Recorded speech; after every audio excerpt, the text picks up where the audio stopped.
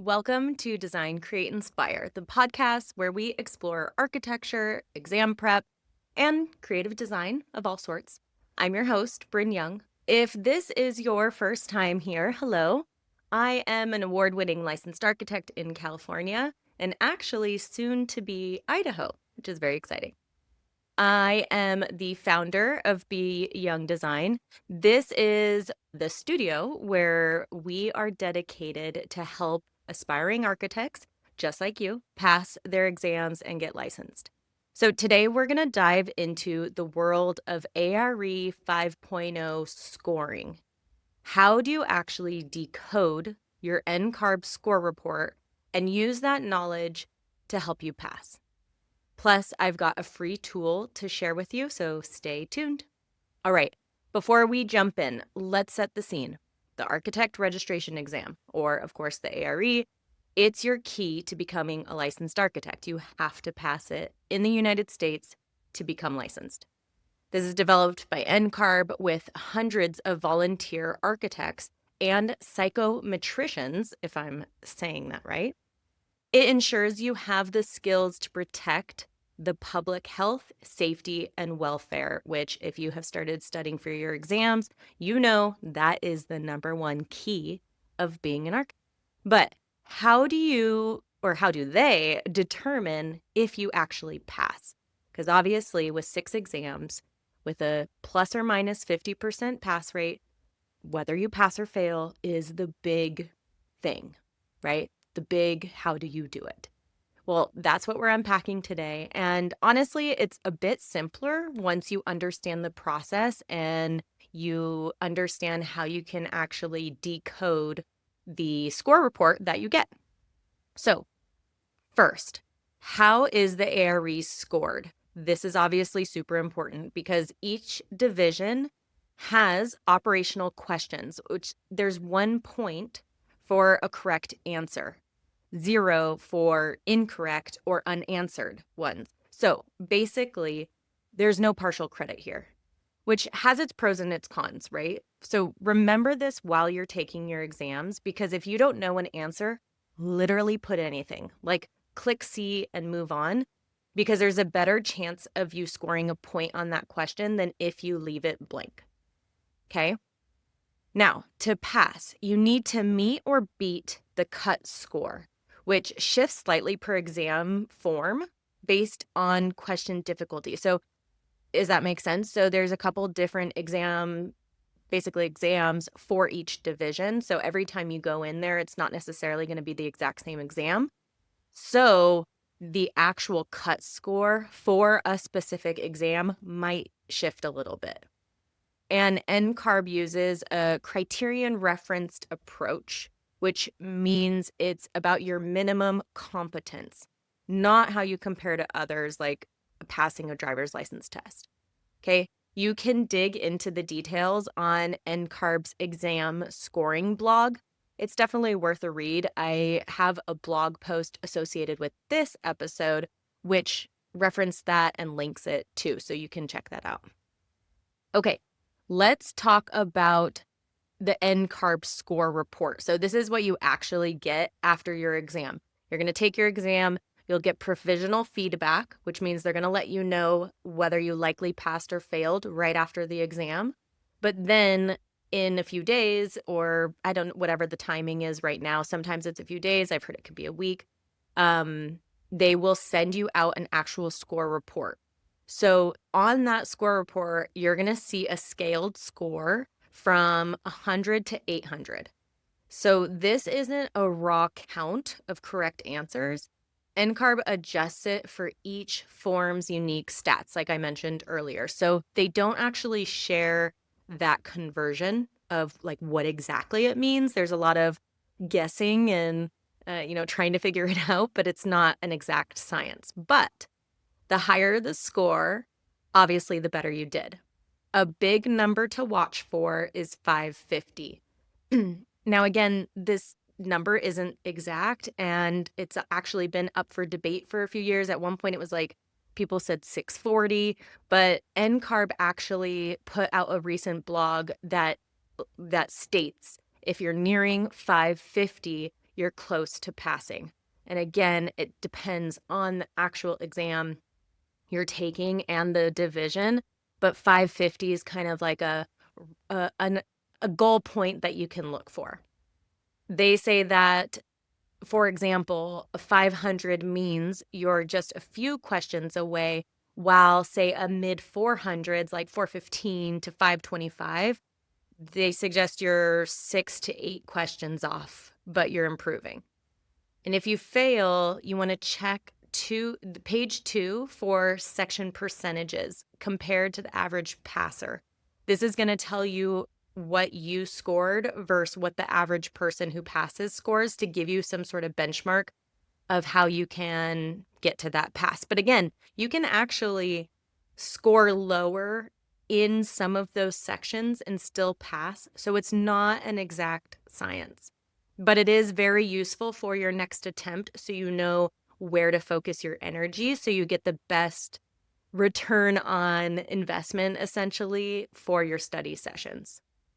So NCARB score report guide explains it more. So when you get it, it'll like break it all down. But here's the thing. Don't overthink the like 1 question away from passing or 5 to 6 questions away, because I'll hear that a lot. Like, oh, I failed, but only by like 4 questions, and people can get into their head and spiral a little bit. Sometimes it can actually bring people down if they know that they were super close. So what I say here is, don't overthink the numbers in terms of like 1 question away, or because also you don't even know. Like, the score calculators that are out there right now give a rough estimate of like 1 question, 2 questions, but honestly, it's really just a guess. So take it for what it is, which is data. That is what these score reports are really just giving us, is data to figure out where we need to nail down the information just that much better, what we really need to focus on, what we need to study. Okay, so why does 550 matter? NCARB's data shows that about 50% of candidates score within 4 points of the cut score. That's a crazy tight window. And about 5% fail by 1 point, 5% by 2, 5% by 3, and 4% by 4. And then on the flip side, 6% pass at the cut. Like, can you imagine getting your score and you pass literally like at the exact number? And then with 6% passing by 1, 2, or 3 points above. So this is a really narrow gap, and it means every question counts, which is why understanding your score is a game changer. So our free ARE 5.0 score calculator can help you figure this out, and I'm going to tell you more about that in a minute. So NCARB also keeps the exams fair. They have a big, diverse group of architects to write the questions, and they train them to hopefully skip biases. And actually, I had an interview with Jared, who is the VP of examinations, a couple years ago, and you can go back and listen to that episode too. We talk a little bit about ARE 6.0, but he talks about how you could sign up and go be part of writing these exams. If I remember correctly, I believe you have to be a licensed architect, but if you have already passed your exams, or someone, a friend or something like that, you actually can be a part of that, which is pretty cool. So after pre-testing these exams, they check for different biases, and ESL accommodations are available for all the jurisdictions. And really the whole point is to give everyone a fair shot. And I know that even in the most recent years, they've expanded upon that too, for ESL, which is awesome. So you might wonder why NCARB doesn't give a detailed passing score. But here's the thing. Well, first of all, they give them a lot more detailed now than when I took them a couple years ago, which is awesome. But since the ARE tests minimal competence, a pass is a pass. There's not like a high or a low for licensing. If you pass, you freaking did it. Awesome. You're an architect. So, but for failed attempts, they do share the section info just to help you guide in your prep so that you know like what to focus on and lets you help you get there rather than like just having to go start from scratch and read it all again. But actually, I do want to say that too, though, and you'll see in our score calculator that we give some tips and advice of what to focus on next based on your results. But I will say that even if you do pass one section, don't just totally ignore it for your retake. You still want to look at it, refresh your memory because you just never know. You never know if the exam division that you're going to get is going to be a little bit more strict on that area. You want to make sure that you're still staying fresh with that information too. One note is NCARB doesn't release test items because they reuse the good ones for quick scoring. So you're not going to get your exam back with the questions that you got right or wrong, right? So like you may go into an exam and see a similar question that you had before and not know if you actually got it right or wrong, but it's because obviously, yeah, so they use them again. But so what the best recommendation I have is to actually use NCARB's practice demo exams that they have on their website. They're going to be the closest thing in terms of difficulty, layout, duration, all that stuff to the real deal. So you definitely want to do a couple of those during your study prep so you really know what to expect. But then it's also good to sprinkle in other third-party practice questions, like ones we have inside the ABC Club, because it can help you retain the information in a different way. It's expanding your knowledge even deeper. So how do you put this into action? Say you're sitting right there right now, you just took an exam recently, you have your score report, you're ready to start studying again, you want to pass this thing. What do you do next? That is exactly why I created the new ARE 5.0 score calculator, and it is different than anything that's out there. It highlights what's important and it's incredible. So it is updated based on the latest pass rates that was provided, which right now we have the 2024 pass rates. You're going to go into the calculator, you plug in your NCARB percentages. We also have an option for if you just want to enter in your scaled score, your like 100 through 800 instead of the individual percentages. That's fine too.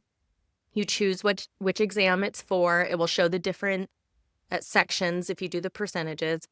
And then you're going to get an estimated overall percentage. So it's going to let you know roughly where you're at based on your score compared to what the historical data is for passing. It's going to give you a pass band comparison. So there's actually this band that is going to kind of show you where you're at. And then we also have a unique ROI leverage ranking.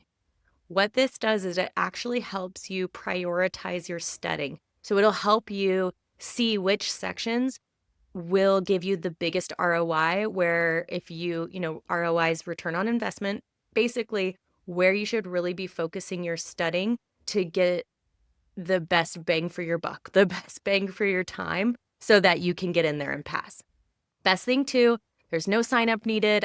You don't even need to give me your email. I'm not collecting any data from this calculator. It is solely 100% for you to use to help you pass your exams. So you can try it today. I'm going to put the link down in the description. It's dci.BYoung-design.com/ARE-5-O-score-calculator. But don't worry, I put it in the link so you can just go click it too. But in case you're not able to find the link or whatever, that is where you can find it. All right. And say you've done that and you love it and you're ready for more. We also have a free ARE resource library for It has like trainings, it has guides, it got video, depending on where you're at the process. There's a little assessment if you want to take it when you first get on there, just to see where you're at. It'll tell you whether you're a newbie, whether you're a veteran, you're a hustler, meaning like you've been in there, you've taken multiple exams, and you're ready to be done with this thing. But you get access to everything. It doesn't matter about the assessment. That's just to help you out. But go in there, check out all the resources, literally free, just to help you get that next step forward. And then you're ready to dive even deeper. Come join us inside the ABC Club. This is where you get the structured support with podcasts, videos. We have a community. It's amazing.